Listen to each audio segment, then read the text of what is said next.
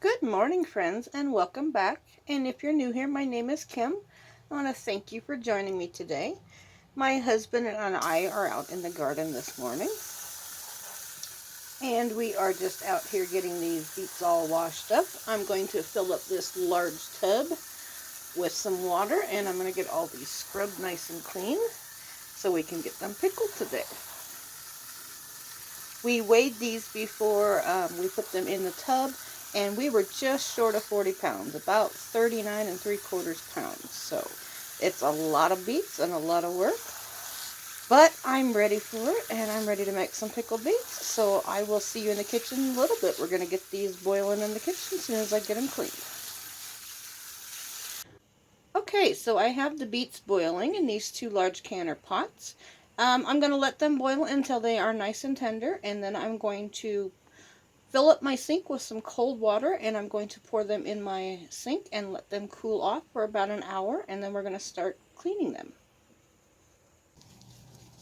Okay, I let these soak in the sink for about an hour in some cool water so they are nice and cooled down. I'm just going to cut the root end off of both ends, and then the peel will simply slide right off. It's that easy. Now, I boiled these for about 25 minutes just until I stuck a knife in and they were nice and tender, just like you were boiling a potato.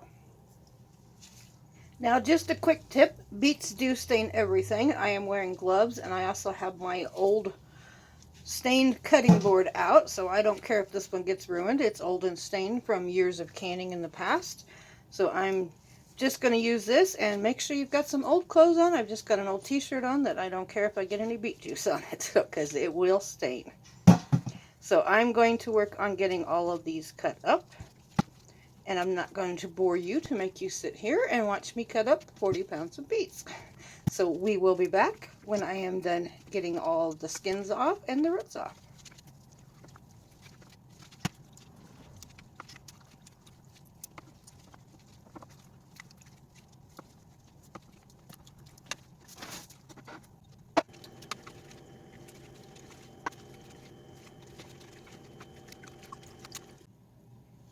Okay, so I am going to cheat this year. Last year I cut all the beets up with a knife, and it took me about 2 hours to get them all canned.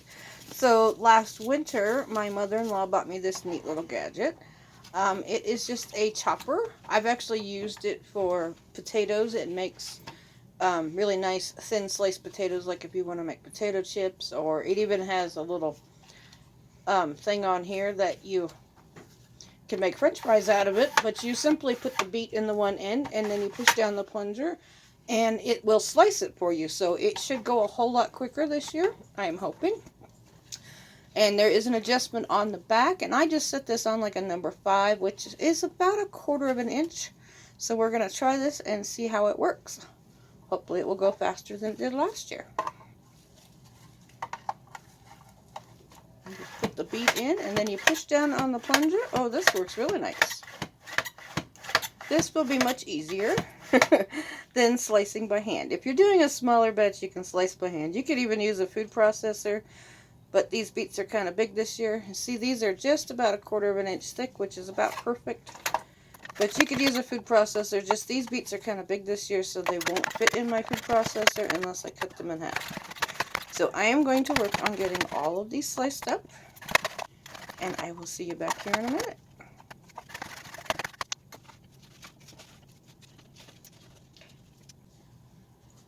And here I just have a couple, these are golden beets. I only have a couple of them, so I'm going to slice them separately, and I'll probably mix them with some golden and red beets in. I think I'll probably make just a couple of jars up, so I'm just going to slice these separately. These are so pretty. They are so bright and golden colored. Look how bright those are. Aren't they pretty? And I love the deep red beets. These are dark red Detroit beets, so they are really, really dark. And then the golden beets next to them, but those are very pretty together. Okay, so all the beets are finally sliced up. Now, I have been slicing for hours, so I'm going to put these in the fridge and just cover them, and I'm going to get started on them tomorrow morning. Well, welcome back. It is the next morning, And I have my canner on the stove, and I have the water simmering, and I just have my clean jars in here. We're going to get them warmed up and get them sterilized. I'm going to pull all of these out of the canner. I just let the jars simmer in the canner for about 10 minutes just to make sure and get them sanitized, make sure there's nothing on them. And I did wash them before I put them in the canner. So we're going to get these all pulled out, and then we're going to get to filling the jars up.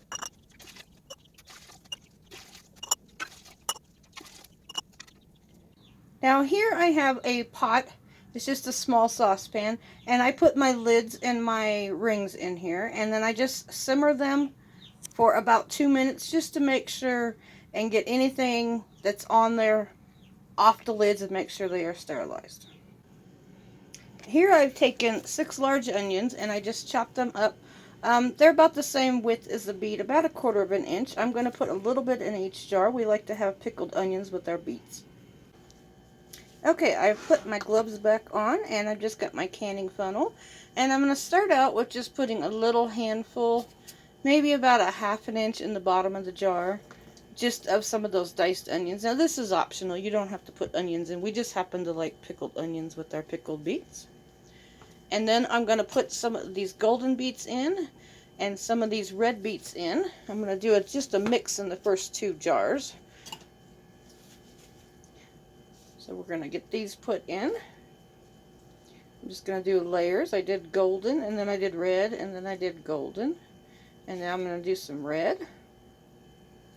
And we want to pack these down in the jar so we can get all the air in. We want to get as many beets as we can. So just kind of push down as you're going. And I've got my gloves on so your fingers do not turn red again. But we just want to pack these into the jar. And we're going to leave about 1/2 inch head space from the top of the jar. I'm going to put a last layer of some onions on top again.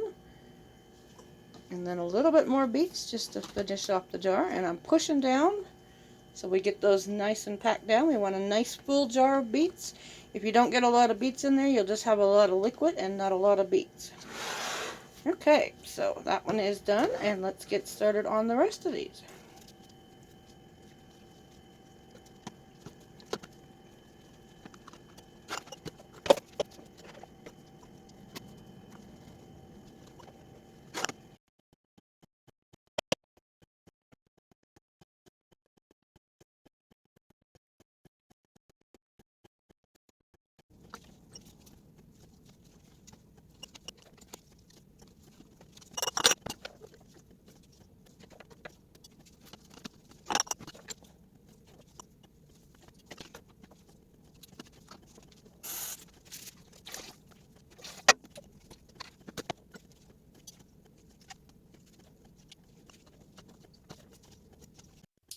Okay, so I've made it about 2/3 of the way through these beets. I've still got a bunch left, but this is my 20th jar. I'm only going to fill 20 jars right now because my canner will only hold 20 jars. It'll hold 10 on the bottom layer and 10 on the top layer. And these are pint jars.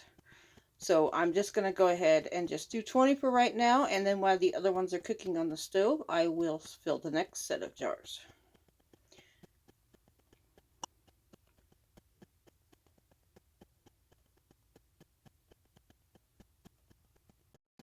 And I've made sure and packed down all these jars so they are nice and tight. And we're going to get the liquid going. Okay, we're going to work on the pickling liquid. Right here, I am making a large batch. I'm going to do 3 times the amount. So I have 6 cups of sugar, white sugar, 6 cups of white vinegar, 6 cups of water, and 2 teaspoons of sugar. Now, if you're just going to make a small batch of beets, an original recipe is 5 pounds of beets, and it's 2 cups of sugar, 2 cups of water, 2 cups of white vinegar, and 3/4 of a teaspoon of salt. So if you're just going to do a small batch, go ahead and do this a smaller batch. And behind me, I have my lids simmering on the stove so they get nice and warm.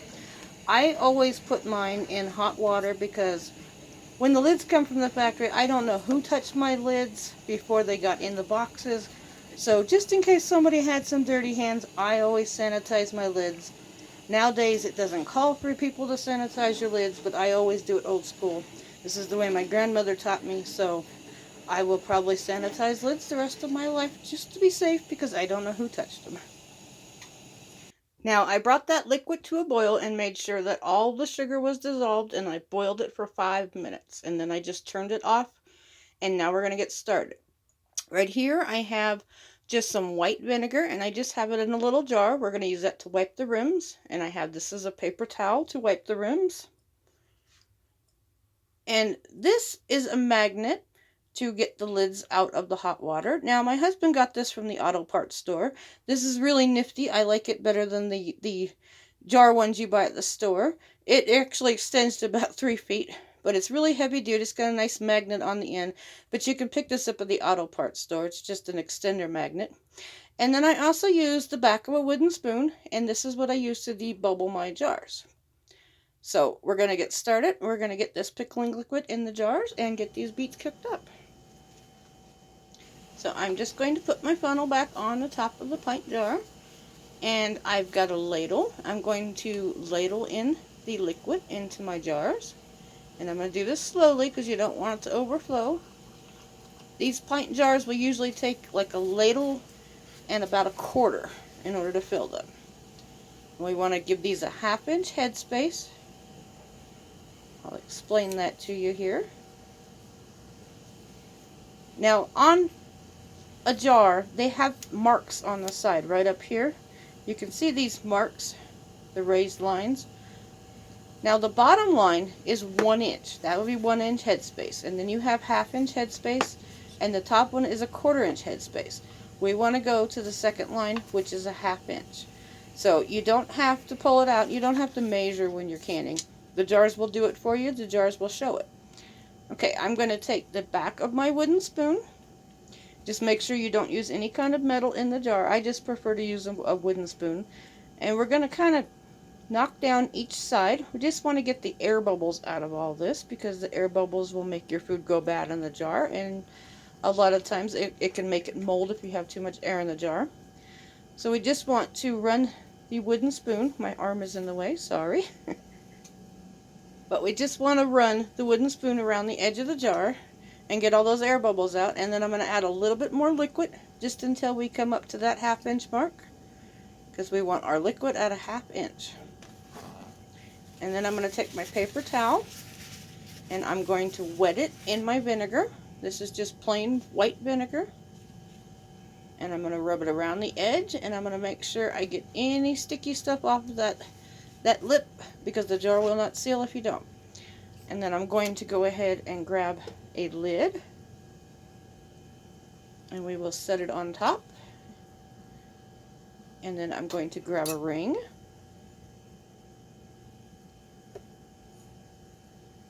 and I'm going to put this ring on, and I'm going to turn it just until it stops. And then I'm going to turn it a 1/4 of a turn.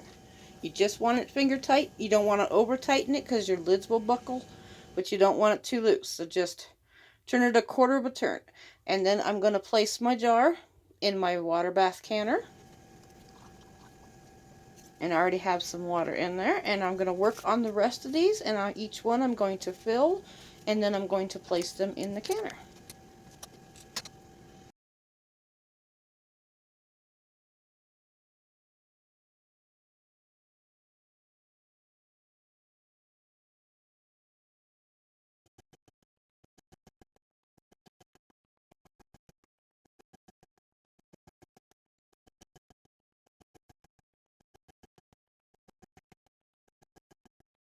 Now in my canner, when I added the water, I also put a couple splashes of white vinegar because we have hard water. Now I have 10 jars in the bottom of this canner, and I'm going to put my rack in here so we can stack another layer right on top. But I put that vinegar in there just to make sure that your jars don't come out all cloudy. If you have really hard water, just put a couple splashes, about 2 or 3 tablespoons of white vinegar into your water. It'll help so you don't get the residue on the outside of your glasses. So I'm going to finish up these jars. This will be 20 jars for the first batch. And we're going to get all these in the canner.